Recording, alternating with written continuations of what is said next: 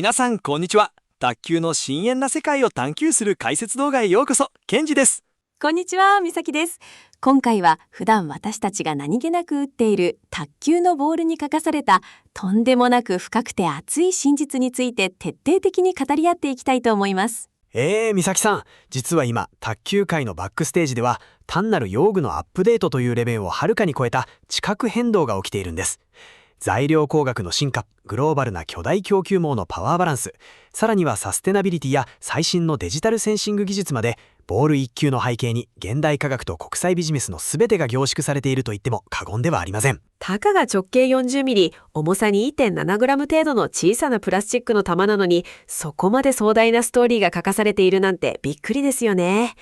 昔のセルロイドボールからプラスチックボールに変わった時の衝撃は覚えているプレイヤーも思いますけど、実はその裏側でどんな物理変化が起きていて、今のボールがどう作られているのかまで知っている人って意外と少ないんじゃないでしょうか。まさにそこが今回のハイライトです。メーカーのカタログや一般的なベテランプレイヤーのアドバイスだけでは決して見えてこない現代卓球ボールの真実を、最新のインディペンデントな分析レポートをもとに、バタフライの公式解説記事おかえり卓球渋谷博と振り返る卓球の今昔や日本機械学会の学術解説、さらにはネイチャーコミュニケーションズ誌に掲載された最先端の研究論文などの具体的データやソース名を直接挙げながら、一つ一つ丁寧に紐解いていきます。論文や学術データまで出てくるなんて本格的ですね。でも難しすぎる解説だと置いていかれちゃいそうですが、大丈夫ですか？ご安心ください。物理の専門的な数式や複雑な工学プロセスも、実際のプレイヤーの視点や戦術の変化、そしてトップ選手のリアルな打球感と結びつけながら、明るく楽しくテンポよく解説していきます。これを見れば、明日からのボール選びはもちろん、用具のセッティングや試合での立ち回り、さらには WTT などの世界最高峰の試合を観戦する視点が180度変わるはずです。それは楽しみです。初心者の方から長年卓球を楽しんでいるベテランの方、さらにはクラブ経営者や指導者の方まで、絶対に得する情報が満載ということですね。視聴者様もぜひリラックスして最後まで一緒にお楽しみください。それでは早速、現代卓球におけるボールテクノロジーの全貌を明かすエグゼクティブサマリーから入っていきましょう。ケンジさん、まずは今回の解説の全体像というか、レポートで明かされている特に衝撃的な発見や重要ポイントを教えていただけますか？はい、今回のレポートで示されている決定的な真実は大きく分けて5つの柱に整理できます。まず第1の発見は、ボール素材の移行が引き起こした戦術破壊と力学的変革です。2014年のセルロイドからプラスチックへの移行、そして2017年の ABS 樹脂へのシフトによって、ボールの流体力学的な挙動が激変しました。これにより、かつて世界を席巻したカット主戦型などの守備的戦術が死活問題に直面し、用具全開のテンション系ラバー加コードシフトが必然となった点です。素材が変わったことで、プレイヤーの戦術そのものが根本から塗り替えられてしまったわけですね。その通りです。そして第2発見は、構造力学による性能の二極化とメーカーの戦略的転換です。赤道部分に接合目がある U 値決めシームありボールと継ぎ目がない無継ぎ目シームレスボールでは、打球音や反発力、さらにはスピン性能に約 4.5% もの力学的差が存在します。かつてシームレス球を展開していた中国のインハーなどのメーカーが、なぜ現在 ABS 製のシームあり球へとシフトしているのか、その構造的理由が明確になりました。スピンに 4.5% も差があるとなると、トップレベルの勝負では命取りになりますもんね。そして第3の発見、これが最もビジネス的にも興味深いポイントですが、グローバル供給網の圧倒的独占と OEM クローンの実態です。世界中の公認卓球ボールの 90% 以上が中国国内の特定エリアで生産されており、上海高層機 DHS と広州創業ダブルフィッシュの2大巨頭が市場を支配しています。バタフライをはじめとする欧米日の有名ブランドの試合球の多くが、実は DHS などの工場の同一ラインで作られたクローン製品であるという産業工場の実態が明かされています。へえ、ブランドの箱は違っても中身は同じ工場で作られているクローンかもしれないなんて。そうなんです。唯一の例外として、日本国内でナノメートル単位の厳格なクオリティ管理 QC のもと自社量産を守り続けているのが日卓のプラスリースタープレミアムなんですね。そして第4の発見は WTT などの最新大会で使用されるボールが意図的に重く 2.75g から 2.76g、時には 2.9g 近くまでチューニングされているという精密測定データです。質量 M が増えることで運動量 P イコール MV や運動エネルギー EK イコール2分の 1MV 事情が高まり、空気抵抗による減衰を防いで高速ラリーを誘発しているのです。なるほど。あえて重くすることで試合展開を派手のあるラリー戦へ誘導しているわけですね。そして最後の第5の発見がデジタルサステナビリティへの地殻変動です。2026年1月から ITTF が本格スタートさせたプラネットゲームプラン2030や2027年からの ITTF グリーンラベル制度に伴い、家電製品の廃棄プラスチック PCRABS 樹脂を 65% 以上再利用した DHS の RS40 プラスといったリサイクルボールがすでに WTTT のトップ大会で実戦投入されています。さらにはボールの衝突エネルギーで摩擦電気を起こして自己給電するスマート卓球台など、最先端デジタル技術との融合も始まっているんです。わー、どれも刺激的なトピックばかりですね。ボール一つから卓球界の歴史、物理、世界情勢、そして未来の環境対策につながっているのがよくわかりました。それではこれらの発見を一つずつ詳しく深掘りしていきましょう。それではまずボールの歴史からじっくり伺っていきたいと思います。私たちが今使っているボールってプラスチック製が当たり前ですけど、昔はセルロイドという素材が長年使われていましたよね。なぜセルロイドからプラスチックへの完全移行が必要だったんでしょうか。はい、最大の転換点となったのは2014年です。国際卓球連盟 ITTF がセルロイド製ボールから非燃焼性プラスチックポリマー製ボールへの完全移行を決定しました。この理由は単なる用具の性能アップというレベルではなく、産業、法律、安全面での致命的な課題があったからなんです。致命的な課題ですか？セルロイドという素材自体は卓球のボールにとって極めて優れた物理特性を持っていました。非常に高い反発性とラバーの摩擦に対する極めて素直で鋭いスピン反応性を示していたんです。しかし最大の弱点が極めて引火性が高いということでした。セルロイドって昔映画のフィルムとかにも使われていて、すごく燃えやすい素材なんですよね。その通りです。ニトロセルロースを主成分とするセルロイドは一度火がつくと爆発的に燃焼します。そのため消防法において危険物として厳しい取り扱い規制を受けましたし、何よりも航空輸送、エアカーゴにおいて危険物扱いとなり、国際的な輸送コストが跳ね上がったり、輸送自体を拒否されるケースが多発したんです。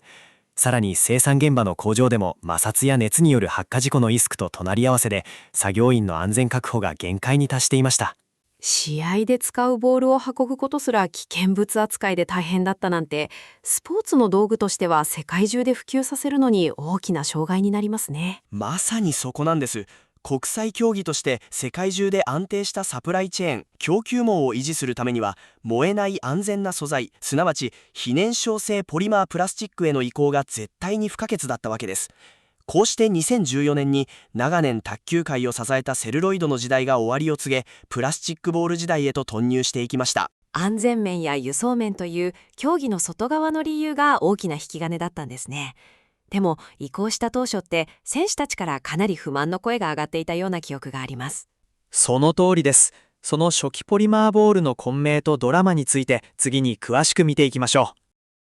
う。2014年にプラスチックボールへ並行した直後、現場の選手や指導者からはどんな反応があったんでしょうか。正直に言って初期のプラスチックボールは大混迷を引き起こしました。最初に導入されたポリエステル系のプラスチックボールは従来のセルロイド級に比べてスピン量が著しく減少してしまい、おまけにバウンドが不均一で飛行軌道も不安定だったんです。さらに致命的だったのが耐久性の低さでした。割れやすかったということですか？卓球専門メディアの卓球王国ブログ大好きをつけてなどの記事でも言及されていますが、特に QTSP 製の初期ポリマーボールなどは非常に脆き品質でした。冬場などの気温が低い環境下でプレーすると、なんとわずか3試合プレーしただけで割れて使い物にならなくなるほど破損率が高かったと言われています。3試合で割れちゃうボールなんて経済的にもたまったもんじゃないですし、大事な試合の途中で何度もボールが割れたら集中力も途切れちゃいますよね。そうなんです。選手や指導者からの不満は頂点に達しました。しかし、この暗黒期を打ち破ったのが、2017年頃から導入されたアクリロニトリルブタジエンスチレン、通称 ABS 樹脂です。ABS 樹脂、ガンプラや家電製品、車のパーツなんかにもよく使われている丈夫なプラスチックですね。その通り。ABS 樹脂は耐衝撃性と耐摩耗性に極めて優れ、プラスチックとしての成形精度も非常に高い特性を持っています。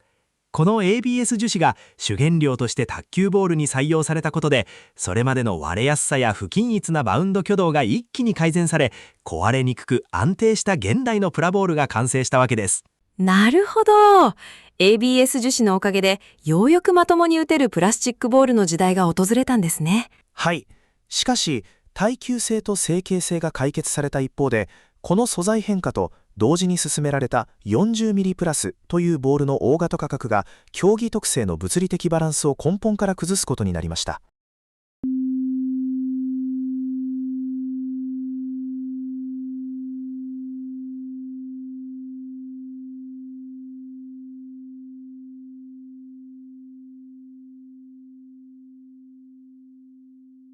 ここが非常に面白い流体力学の世界です。日本機械学会の解説論文、卓球ボール系変更 38mm から 40mm 裏話などの技術資料をもとに検証してみましょう。まず、ニュートンの運動第二法則をもとにボールに働く力を考えると、ボールの断面積は直径の2乗に比例して増加します。つまり 38mm から 40mm になることで断面積が大きくなり、飛行中に受ける空気抵抗が飛躍的に増大したわけです。ボールが大きくなった分、正面から受ける風圧が増えたということですね。その通りです。理論上、球角ボールの壁の厚みが同一であれば、質量体積もまた直径の2乗に比例して増加するため、初速が同じであれば、飛行中の加速度減衰は理論上相殺されるはずでした。しかし、実際に 38mm セルロイド球と全く同じ肉厚のまま 40mm に拡大してしまうと、重量が 2.77g を超えてしまい、ラケットへの打球負荷が重くなりすぎて、打球感が著しく悪化してしまうんです。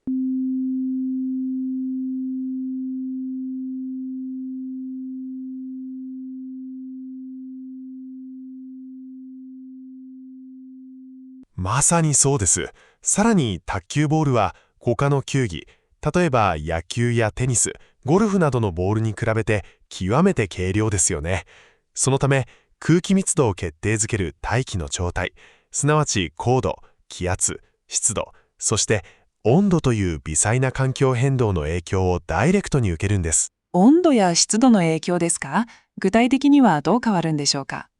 例えば、会場の温度が上昇すると、ボールの内部に封入されている空気が熱膨張して内圧が高まります。これにより、反発係数 COR が変動して弾み方が変わります。さらに興味深いのが、打球の瞬間にラケットとボールの間にある空気が瞬時に押し出される際、流体力学的に潤滑効果といわれる微視的な反作用が発生し、これが軽量なボールの初速を減じる要因として作用するんです。打つ瞬間に空気の層がクッションや滑りみたいになって初速を殺してしまうことがあるなんて、卓球のボールって本当にデリケートな物理塊なんですね。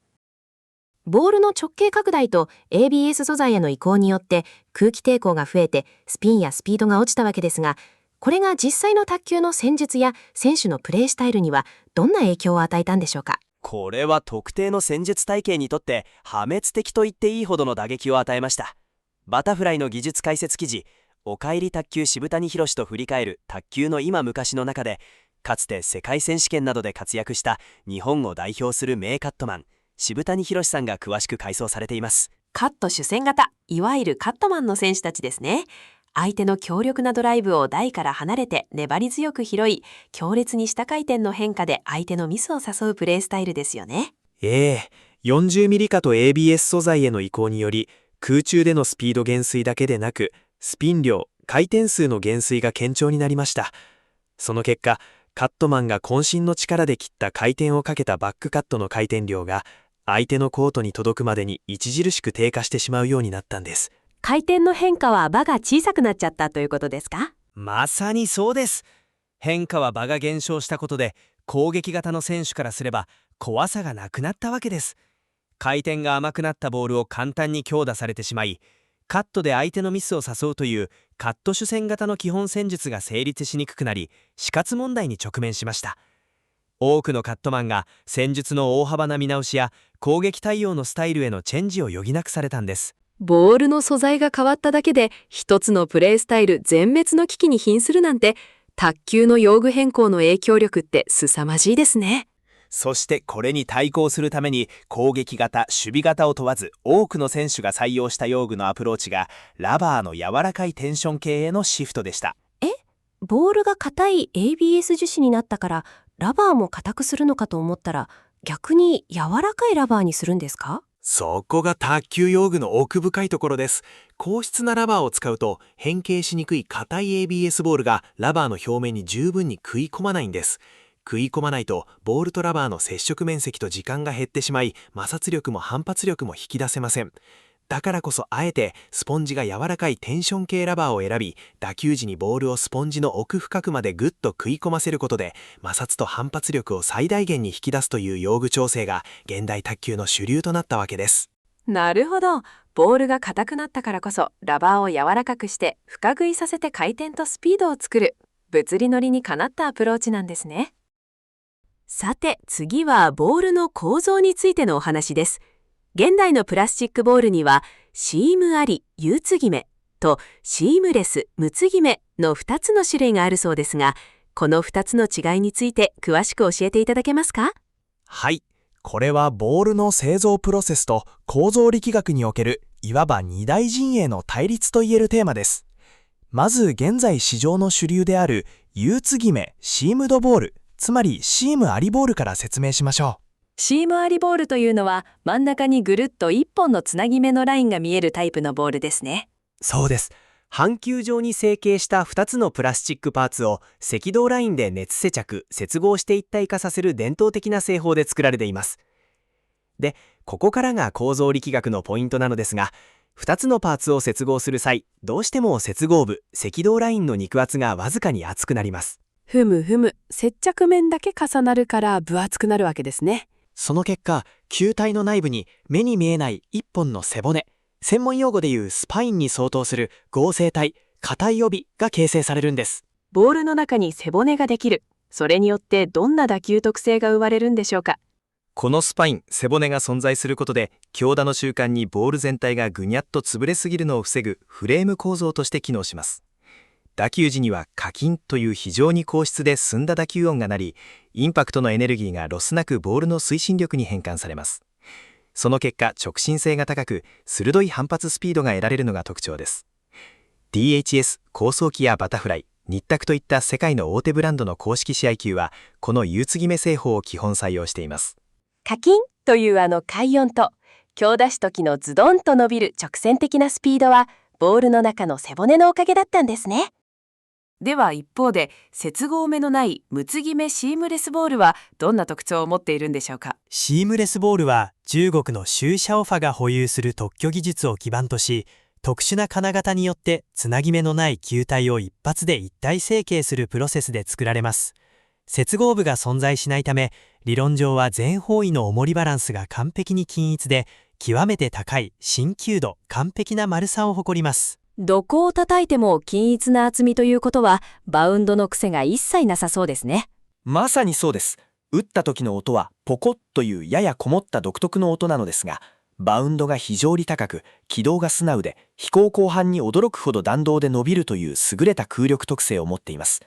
ただ、トップレベルの競技において致命的となる力学的弱点が存在するんです。致命的な弱点、一体何でしょう？インディペンデントな測定データや評価レポート、テーブルテニスデータなどによると、シームレスボールはラバーとインパクトした際のスピン回転性能がシームありボールと比較して約 4.5% 低下するというデータが出ているんです。回転が 4.5% も落ちちゃうですか？はい。接合部のスパイン、背骨がないため、ラバーに当たった瞬間に球体全体が均一にしなりすぎてしまい、摩擦力が十分に伝わらずスリップしやすいのが考えられています。このスピン性能の差が原因で、WTT や世界選手権などのトップレベルの公式大会では、シームレスボールの採用が限定的なものにとどまっています。なるほど。新球度は完璧でも卓球において最も重要な回転量でシームありに一歩譲ってしまうわけですね。その結果、メーカーの戦略にも大きな動きがありました。例えば、中国の老舗ブランドであるインハーは、かつてシームレスボールを主力商品として世界展開していたんです。しかし、WTT や世界大会の基準が DHS に代表される ABS 製シームあり球に完全に収束していく業界の潮流を察知し、近年ではインハー H40 プラスのように自ら意図的に ABS 製のシームあり、継ぎ目ありボールへと開発リソースをシフトさせました。シームレスのパイオニアだったメーカーすらも世界の主流規格に合わせてシームありに舵を切ったんですね。メーカーの生き残りをかけたリアルな戦略が透けて見えます。ここからは卓球業界のビジネスや裏側に迫っていきたいと思います。ケンジさん、世界の卓球ボール市場って実際にはどんな構造になっているんですか？ここがまさに知られざる巨大な真実です。市場分析データによると、世界の卓球機材市場は2024年時点で約12億ドル、日本円で1800億円以上と評価されており、2033年までに24億ドル規模へ拡大すると予測されています。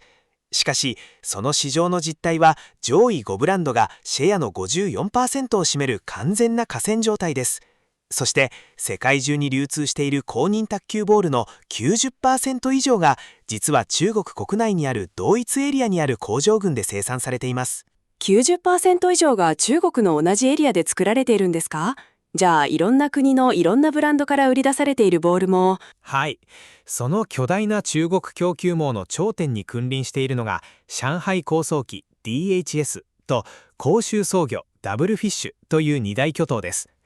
特に上海高層機 DHS は世界の卓球ボール流通量の実に 70% 以上を支配していると推計されています。 70% 以上、まさに圧倒的なドミナンスですね。DHS は国際卓球連盟 ITTF の技術企画策定に対しても絶大な発言力を持っています。そして衝撃的なのが、ヨーラ、スティガ、ドニック、ティバー、アンドロといった欧米の名だたる有名ブランド、さらには日本を代表するバタフライ玉支社の最新試合球 R40 プラスに至るまで、それらの試合球の多くは実質的に DHS などの工場で OEM 生産されたクローン製品、中身が同一の OEM 球である可能性が極めて高いんです。ブランドの箱は違っても中身は同じ工場で作られているクローンかもしれないなんて。パッケージや表面のブランドロゴ印刷はもちろん違いますが、使用している ABS 原材料、金型、成形ラインなどのコア技術は DHS という巨大メーカーの供給網に全面的に依存しているのが現代卓球界の産業構造の実態なんですね。今はバタフライのお名前が出ましたけれど、世界の卓球界をリードするバタフライもボールに関してはいろいろと苦労があったそうですね。そうなんです。卓球王国の報道記事や用具レビューの系譜を見ると、バタフライのボール戦略におけるドラマティックな試行錯誤がよくわかります。2016年、バタフライは中国依存からの脱却や独自技術の追求を目指して、ドイツで製造された特殊プラスチックボール G40 プラスを鳴り物入りで市場に投入しました。ドイツ製の G40 プラス、覚えてます。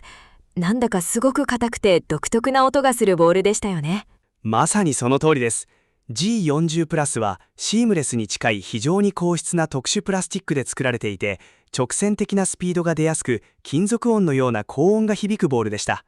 しかし発売直後からプレイヤーや現場の指導者から空前の酷評を受けることになってしまったんです。どんな不満が出たんですか？表面がツルツル滑りすぎてドライブをかけても回転が全然かからない、打球音が割れているように聞こえて感覚が狂うといった声が相次ぎ、トップ選手からも敬遠されて市場にして癒着することなく失敗に終わってしまいました。独自路線を狙ったドイツ製ボールだったけれど、現場の求める打球感と大きく乖離してしまったんですね。この大きな苦い教訓を経て、バタフライは自社独自製造やドイツ製ルートを諦め、世界のトップ選手が最も信頼を寄せる中国の最高峰 OEM 製造ライン DHS などを活用する R40 プラスへと一気に戦略の舵を切りました。それで誕生したのが現在の3スターボール R40 プラスなんですね。はい、R40 プラスは非常に高い高度と均一に空圧を持ち、直線的なスピードで安定した綺麗な弧線を描く超高性能球として、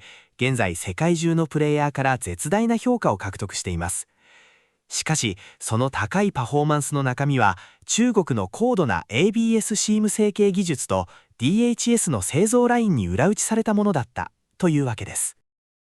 中国メーカーが世界の 90% 以上を独占する中で、日本初のメーカーで独自路線を貫いているすごいボールがあるんですよね。よくぞ聞いてくれました。それこそが日本の日卓が誇る世界最高峰の試合球、プラ3スタラプレミアムです。日卓の3スター。日本の大会や全日本選手権でもおなじみの超高品質なボールですね。はい、中国メーカーへの OEM 依存が当たり前となった現代において、日卓は日本国内の自社工場において自社製造を貫いています。半球肉厚誤差や金型の接合精度をなんとナノメートル単位で厳格に制御する極限の品質管理 QC を行っているんです。ナノメートル単位？半導体工場みたいな精密さじゃないですか。まさに職人技、里日本の精密工学の結晶です。そのため、箱ごとに含まれる個体差や伸級度ばらつきが極小で、世界のトップ選手や指導者から、均一性と耐久性において世界最高峰の芸術品と絶賛されている唯一無二の存在なんですね。日本のものづくりの意地を感じますね。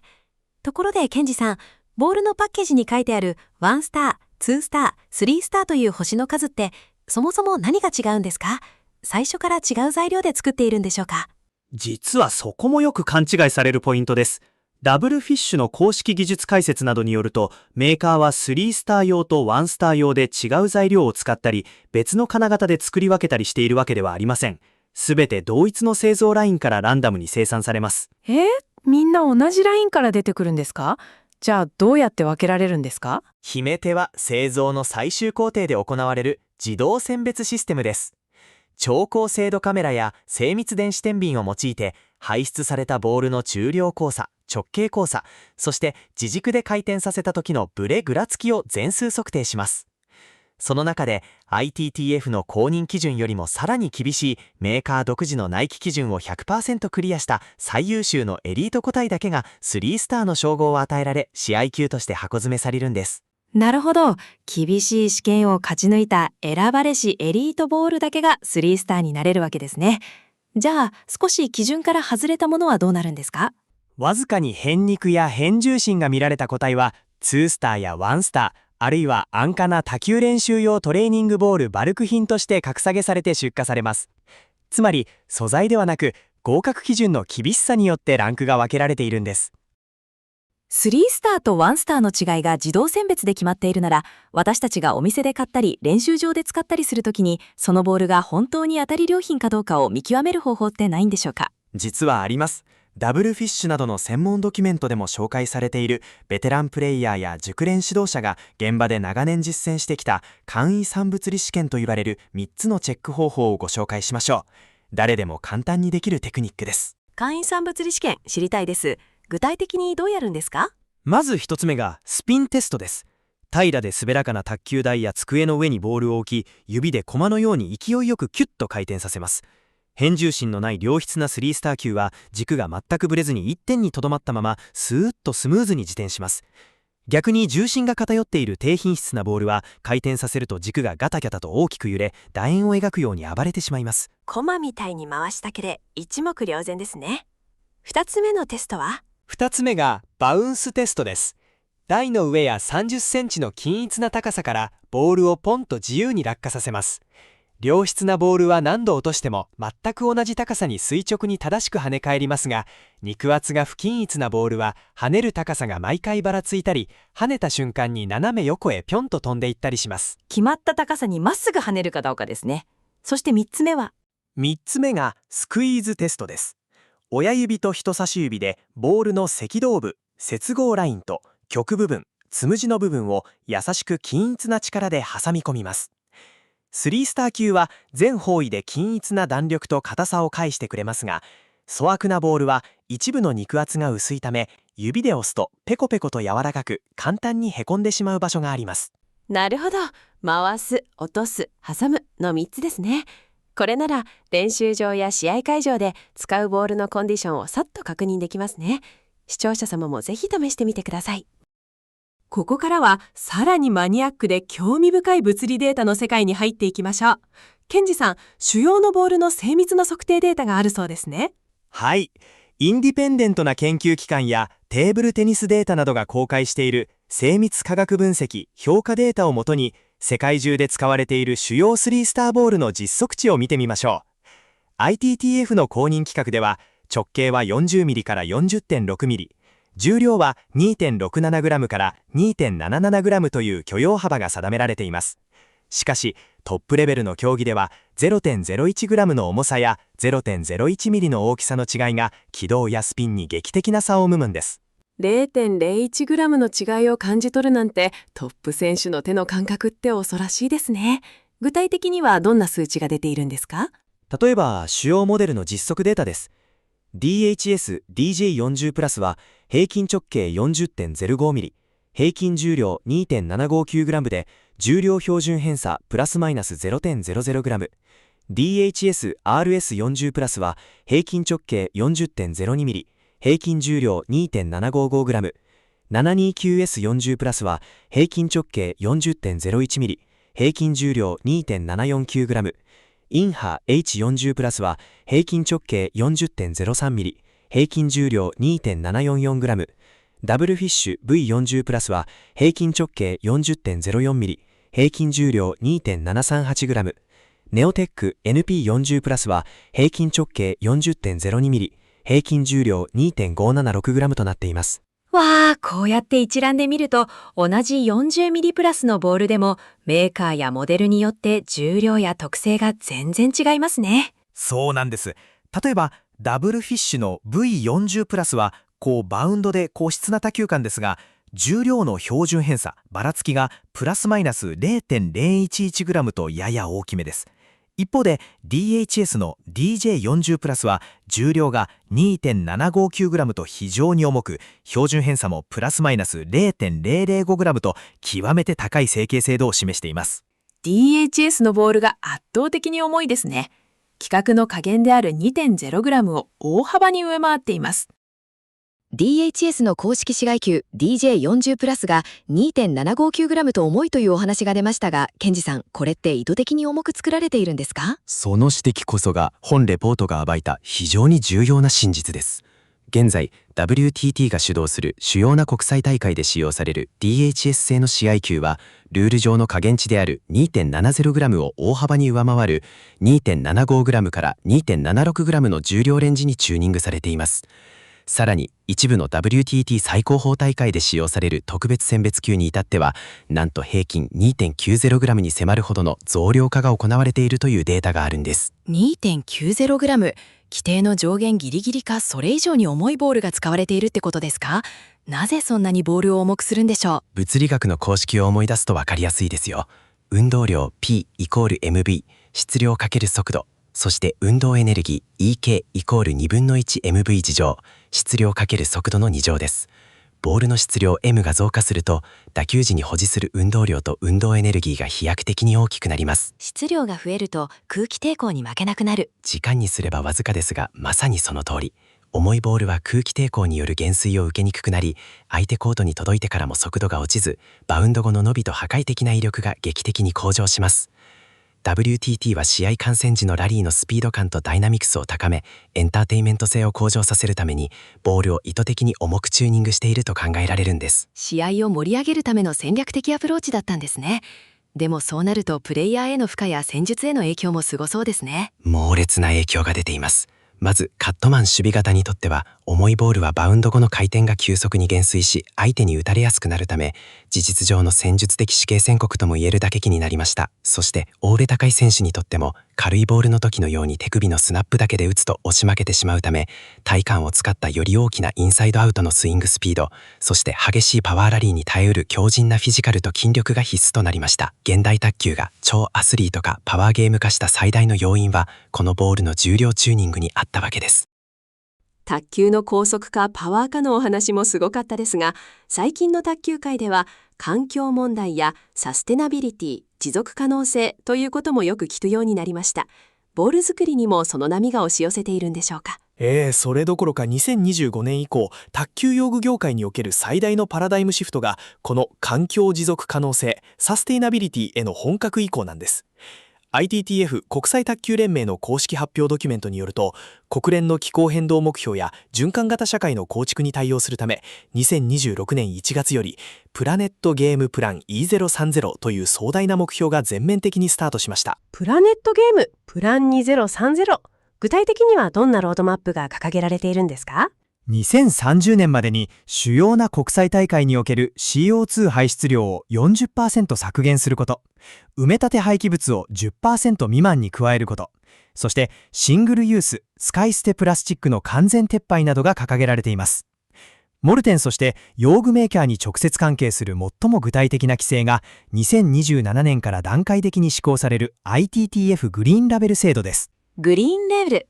卓球用具に環境認証がつく時代が来るんですね。はい、これは卓球台、ラバー、ボールの製造から廃棄に至る全ライフサイクルにおける CO2 排出量や水使用量、再生可能素材の使用比率などのデータを提出させ、環境適合度を3段階ティアで評価する仕組みです。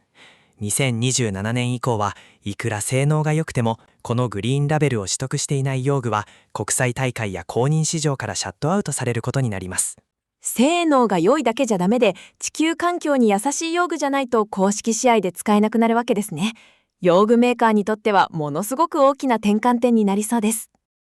その環境規制時代を見据えて、すでに世界初のリサイクル素材で作られた競技用ボールが登場しているそうですね。はい、それがいち早く中国の DHS が開発し、世界に強烈なインパクトを与えた DHS-RS40 プラスです。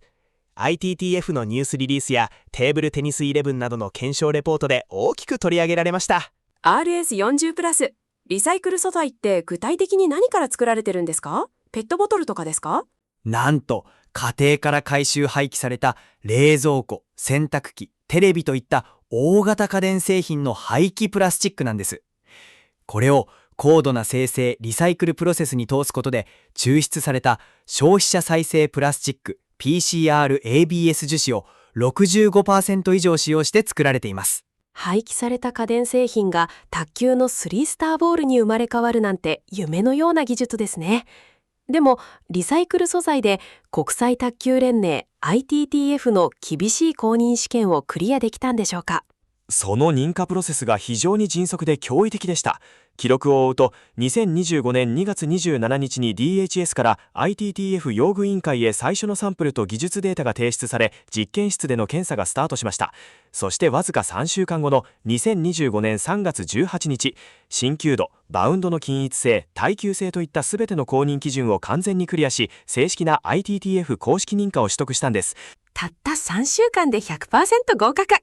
リサイクル素材だからといって品質に一切妥協がないことが証明されたわけですね。そしてそのわずか数ヶ月後、2025年8月にスウェーデンのマルメで開催された WTT の最高峰大会 WTT ヨーロッパスマッシュ2025において、国際大会史上初めてリサイクル素材の公式試合球として歴史的なデビューを果たしました。2025年8月のヨーロッパスマッシュで実戦投入された DHS-RS40 プラスですが、世界最高峰のトップ選手たちは実際に使ってみてどんな感想を持ったんでしょうか。リサイクル素材だと打球感が違ったりしなかったのかなって気になります。ITTF の公式ニュース報道記事によると、選手たちのフィードバックは非常に好意的な驚きに満ちていました。例えば女子世界ランキング1位の中国のスン・イーシャ選手は、リサイクル素材と聞いていたけれど、事前練習で打ってみても従来のボールとの差を全く感じず、とても快適にプレーできたと絶賛しています。世界ナンバーワンのスン・イーシャ選手が差を感じないというなら、完成度は本物ですね。男子のトップ選手はどうでしたか？ドイツの強豪パトリック・フランチスカ選手は非常に興味深い技術的評価を述べています。 RS40 プラスはタッチに信頼ができる。従来の DJ40 プラスに比べてバウンド時の回転、スピンがわずかに減衰する特性があるが、この微小な特性のおかげでむしろ相手の強打を打ち返すラリーや緊迫したレシーブ場面といった極限のプレッシャー下でボールのコントロールが容易になった。1週間の激しい練習を通しても一度も割れなかったとコメントしています。回転がわずかにマイルドになることで、かえって激しいラリーでのコントロール性が上がるなんて面白い意見ですね。エジプトのオマー・アザール選手も高い一貫性を評価していました。ただし、良いことばかりではありません。本レポートでは PCR 再生樹脂が抱える技術的課題についても客観的に指摘されています。どんな課題があるんですか？家電から回収した再生プラスチックはどうしても分子差が荒く断片化しており、バージン新品 ABS に比べて弾性強度の経年劣化が早いんです。そのためコミュニティやクラブでの使用において激しいスマッシュやドライブの衝撃が集中する赤道接合部シームに10から12時間の使用で目に見えない微細な亀裂、クラックが入るなど個体ごとの寿命に若干のばらつきが見られるという報告もあります。耐久性の面でまだ改良の余地があるわけですね。これからのポリマー再重合技術のさらなる進歩に期待したいところです。ケンジさん、ここまではボール単体のお話を中心に伺ってきましたが、卓球ってボールが卓球台、テーブルとぶつかって跳ね返るスポーツですよね。台とボールの組み合わせによってもプレー感って変わるんでしょうか？まさにそれこそがインターフェース力学システム統合相性と呼ばれる重要な視点です。ボールの速度や回転の変化はボール単体ではなく衝突する卓球台の天板表面との力学的相互作用で決まります。 ITTF の規定では公認卓球台の天板厚みは 25mm 以上と定められており、どこに落ちても均一な反発 COR を返す基板を作っています。レジャー用の薄い台だと台自体がたわんじゃってうまく弾まないですもんね。具体的にどんな組み合わせのシステムがあるんですか？世界には大きく分けて3つの代表的な台×ボールシステムが存在します。1つ目が DHS システム超高速全人特化型です。 WTT やオリンピックで使われる DHS の天板は UV 特殊コーティングで反発が COR が高く滑りやすい設計です。ここに硬く重い DHS のボールがぶつかるとバウンド後に失速せず低い軌道で直線的にコート奥へ突き刺さるため全人での超高速ピッチ戦になります。まさに現代中国代表が得意とするような全人速攻スタイルですね。2つ目は2つ目が日本で馴染み深い 3A 立卓システム極限スピン変化重視型です。 3A の誇る特許技術レジブルート層の天板は表面に微細な柔軟性と高い摩擦 COF を持っています。ここにスピンに敏感な立卓のプラス3スタープレミアムがぶつかると回転エネルギーがそのまま台のグリップ力に変換され、ドライブは急激に沈み込み、カットは台上でブレーキがかかって不規則に変化します。日本の全日本選手権などで見られる繊細な技術やカットマンのドラマが生まれる背景には 3A と立卓の組み合わせがあったんですね。3つ目は3つ目が欧州で主流のティバーヨーハシステムラリー安定中陣コントワール型です。千葉のスマッシュ 28R のような 28mm の超極厚天板にあえて反発をやや抑えてあり、ヨーラなどのマイルドなボールと組み合わせることで台から下がった中陣後陣でのダイナミックな引き合いロングラリーを可能にします。台とボールのセッティングによって得意な戦術まで変わってしまうなんて奥深いです。そういえばレポートにあった湿度の罠についても教えてもらえますか？はい、卓球台の天板の多くは木製 MDF ボード等などで会場の湿度が 60% を超えると天板が湿気を吸って膨らみし反発力が永久に死んで弾まなくなります。さらにプラスチックボールの表面に結露が生じるとラバーや台の上でボールが滑るフロート現象が発生し、ドライブが全然かからずに滑って飛んでいってしまうんです。雨の日の試合でなんか今日ボールが滑るなと感じるのはこの湿度の罠のせいなんですね。ボールと台の進化はついにデジタル技術や AI とまで融合し始めているそうですね。はい、この分野における最大の革新が2019年末に中国科学院の研究チームが学術誌ネイチャーコミュニケーションズに発表した自己給電式スマート卓球台です。ギガ人などのテクノロジーメディアでも大きな話題になりました。スマート卓球台、自己給電ってどういうことですか？電池がいらないんですか？まさにそこが凄まじい発明なんです。天板の下に木製摩擦電気ナノ発電機 W10 具という特殊な感圧センサーが敷き詰められています。 ABS 樹脂のボールが卓球台にカンと立った瞬間の衝撃圧力と木材とポリマーの間に生じる接触帯電摩擦電気を利用して打撃の機械エネルギーをその場で一瞬で電気に変換するんです。ボールが跳ねた衝撃で発電する？だから外部電源も電池も一切いらない完全自己給電なんですね。